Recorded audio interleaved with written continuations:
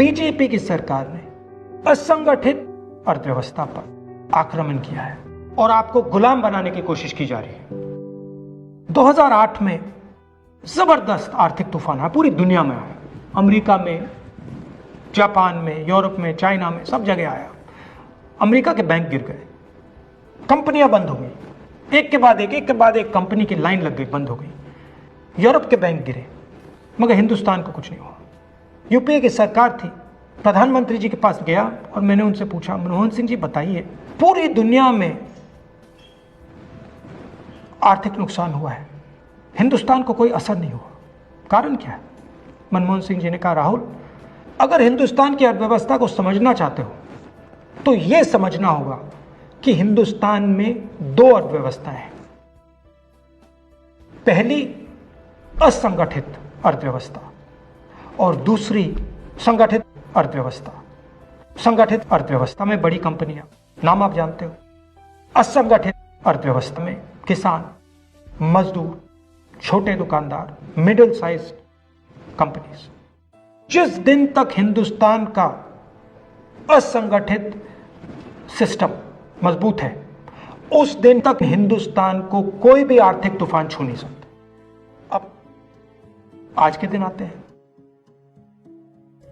पिछले 6 साल से बीजेपी की सरकार ने असंगठित अर्थव्यवस्था पर आक्रमण किया है।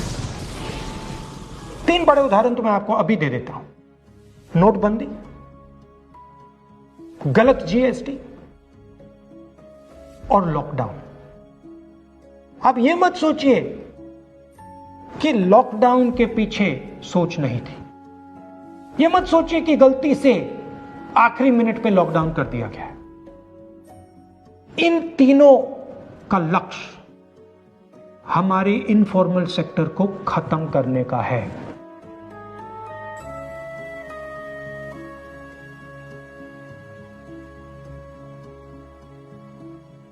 प्रधानमंत्री जी को अगर सरकार चलानी है, मीडिया की जरूरत है, मार्केटिंग की जरूरत है। मीडिया और मार्केटिंग 15-20 लोग करते हैं। इनफॉर्मल सेक्टर में पैसा है, लाखों करोड़ रुपए, जिसको ये लोग छू नहीं सकते।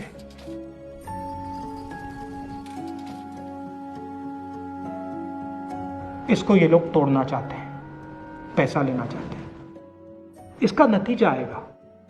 नतीजा यह होगा कि हिंदुस्तान रोजगार पैदा नहीं कर पाएगा। क्यों?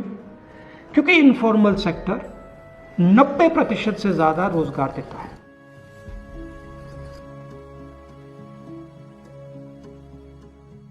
जिस दिन इनफॉर्मल सेक्टर खत्म हो गया, नष्ट हो गया, उस दिन हिंदुस्तान रोजगार पैदा नहीं कर पाएगा।